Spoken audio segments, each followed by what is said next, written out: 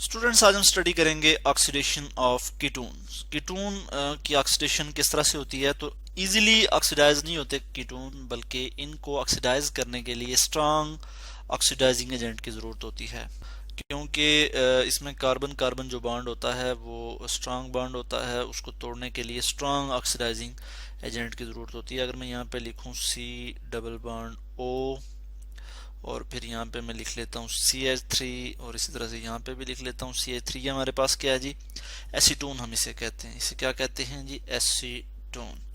तो एसीटोन इसमें ये वाला जो बॉन्ड है, ये वाला कार्बन कार्बन बॉन्ड, ये दो बॉन्ड, इनको तोड़ने के लिए स्ट्रॉन्ग ऑक्सीडाइजिंग एजेंट चाहिए। इजीली ऑक्सीडाइज नहीं होते कीटोन, ठीक है। कीटोन की इतनी आसानी से ऑक्सीडेशन नहीं हो सकती। अच्छा, माइल्ड ऑक्सीडाइजिंग एजेंट हम नहीं यूज करते, बल्कि स्ट्रॉन्ग ऑक्सीडाइजिंग एजेंट यूज करते हैं। और स्ट्रॉन्ग ऑक्सीडाइजिंग एजेंट हमारे पास कौन से हैं, potassium dichromate K2Cr2O7 in the presence of sulphuric acid H2SO4।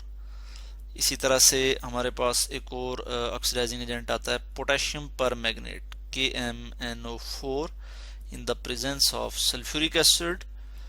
और फिर उसके बाद कंसनट्रेटेड नाइट्रिक एसिड, इसके अलावा कंसनट्रेटेड नाइट्रिक एसिड HNO3 भी हम जो है वो यूज़ कर सकते हैं। और साथ हम अगर हीट करें तो हमारे पास क्या आ जाता है जी, हमारे पास कीटोन की ऑक्सीडेशन हो जाती है।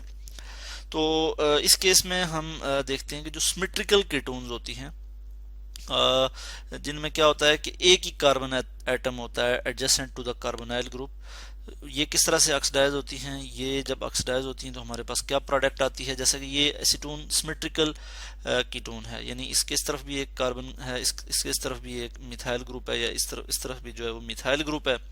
तो ये सिमेट्रिकल कीटोन है। इसकी मैं यहाँ पे बल्कि इसका मैं यहाँ पे रिएक्शन देख लेता हूँ। यहाँ पे मैं नीचे इसका रिएक्शन लिख लेता हूँ। ये हमारे पास क्या है, मैं इसको इस तरह से लिख लेता हूँ कि ये हमारे पास स्ट्रांग ऑक्सीडाइजिंग एजेंट है।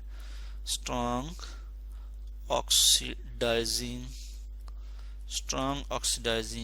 एजेंट, ठीक है जी। ये हमारे पास आ जाते हैं। अच्छा, अब हम बात करते हैं एसीटोन की। तो एसीटोन की जब हम ऑक्सीडेशन करेंगे, यानी मैं इस तरह से एटॉमिक ऑक्सीजन लिखूंगा, नेसेंट ऑक्सीजन, ठीक है। और ये कहाँ से आएगा, ये जो ऑक्सीडाइजिंग एजेंट हैं इनमें से हम जो है वो ये हासिल करते हैं ऑक्सीजन। बल्कि मैं यहाँ पे इसको इस तरह से भी लिख सकता हूँ कि K2, बल्कि मैं इसको यहाँ पे लिख लेता हूँ K2Cr2O7 H2SO4, ठीक हो गया। और इसके ये जो है हम कैटलिस्ट यूज करेंगे, जिसकी मौजूदगी में क्या हो जाएगी, कीटोन की ऑक्सीडेशन हो जाएगी।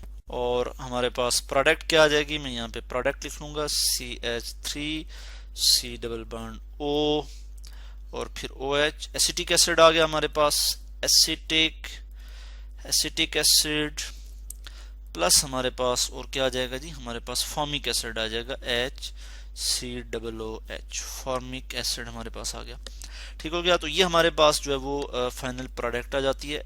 कीटोन जो है वो कार्बोक्सिलिक एसिड में कन्वर्ट हो गए, ठीक है। इसको बैलेंस कर लेते हैं हम, यहाँ पे 3 में लगा लूंगा, ये बैलेंस हो जाएगी।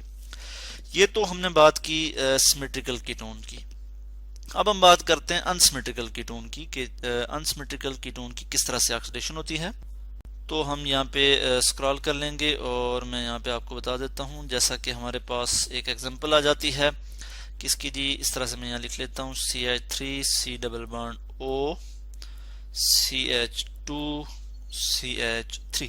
ये हमारे पास क्या है, 1 2 3 4, ये 4 कार्बन है इसमें, और इसको हम लिख सकते हैं ब्यूटानोन हम इसको लिख सकते हैं, ठीक है जी।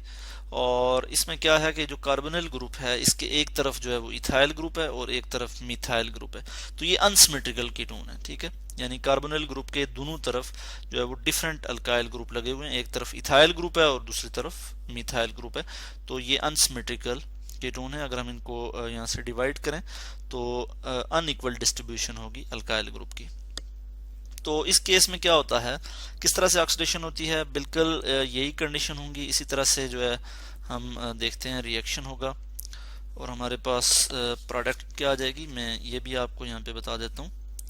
यहाँ पे हम लिख लेते हैं SO4, यहाँ पे मैं 4 लिख लूंगा, H2SO4, ठीक है। सल्फ्यूरिक एसिड भी होगा, पोटेशियम डाइक्रोमेट की मौजूदगी में ये रिएक्शन होगा और हमारे पास प्रोडक्ट आ जाएगा CH3C डबल बॉन्ड O और फिर आ जाएगा OH। दो एसिटिक एसिड के मॉलिक्यूल आ जाएंगे, मैं यहाँ पे 2 लिख लूंगा, ठीक है। दो एसिटिक एसिड के मॉलिक्यूल आ जाएंगे जब हम अनसिमेट्रिकल कीटोन की ऑक्सीडेशन करेंगे। तो इस केस में हम देखते हैं कि carbon atom that is joined to smaller number of hydrogen, जिसमें कम नंबर ऑफ हाइड्रोजन एटम हैं, दैट इज प्रेफरेंशियली ऑक्सीडाइज्ड। और जो कार्बोनिल ग्रुप है, ये वाला जो कार्बोनिल ग्रुप है, ये जो है वो स्मॉलर अल्काइल ग्रुप के साथ ही रहेगा, ठीक हो गया।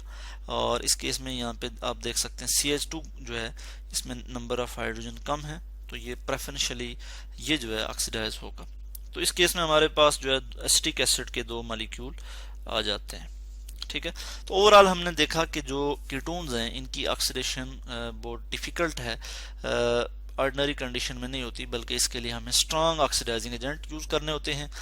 इस केस में हम देखते हैं कि या फिर हम potassium dichromate in the presence of sulphuric acid ये यूज करते हैं, या फिर हम क्या यूज करते हैं जी, potassium permanganate in the presence of sulphuric acid, और कंसंट्रेटेड नाइट्रिक एसिड हम यूज करते हैं और हीट करते हैं। तो ये भी हमारे पास एक जो है वो रिएजेंट आ जाता है, जिसमें क्या होता है कि कीटोन जो है वो टूटता है। Ketone is broken into 2 fragments, यानी इसके 2 फ्रेगमेंट्स, ये 2 फ्रेगमेंट्स में टूट जाता है, ठीक है। और फिर उसके बाद जो है वो इसकी ऑक्सीडेशन होती है। तो इस तरह से आज हमने डिस्कस किया ऑक्सीडेशन ऑफ कीटोन्स।